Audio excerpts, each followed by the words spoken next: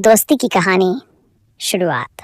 एक छोटे से गांव में दो बचपन के दोस्त अर्जुन और विनोद रहते थे। दोनों एक दूसरे के बिना रह नहीं सकते थे। अर्जुन हमेशा खेल कूद में व्यस्त रहता, जबकि विनोद पढ़ाई में बहुत अच्छा था। लेकिन दोनों की दोस्ती में कभी खटास नहीं आई।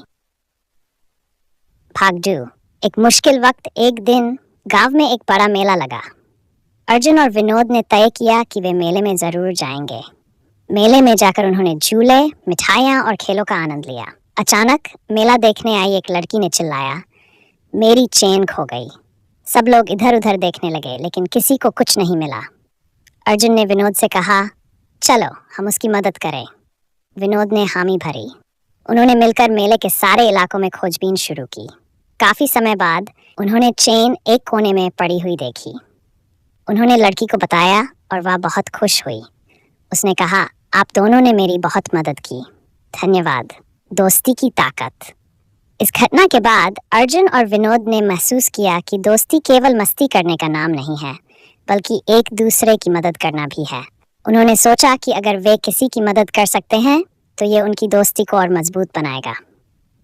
कुछ दिनों बाद गांव में एक बाढ़ आ गई। सभी लोग परेशान थे। अर्जुन और विनोद ने गांव वालों की मदद करने का फैसला किया। उन्होंने मिलकर खाना बांटा, पानी लाने में मदद की और लोगों को सुरक्षित स्थान पर पहुंचाया। उनकी इस मेहनत से गांव वाले बहुत खुश हुए और उनकी सराहना की। 4. शिक्षा।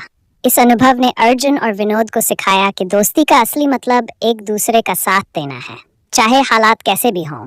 उन्होंने ये भी सीखा कि जब आप किसी की मदद करते हैं तो आपकी दोस्ती और भी मजबूत होती है।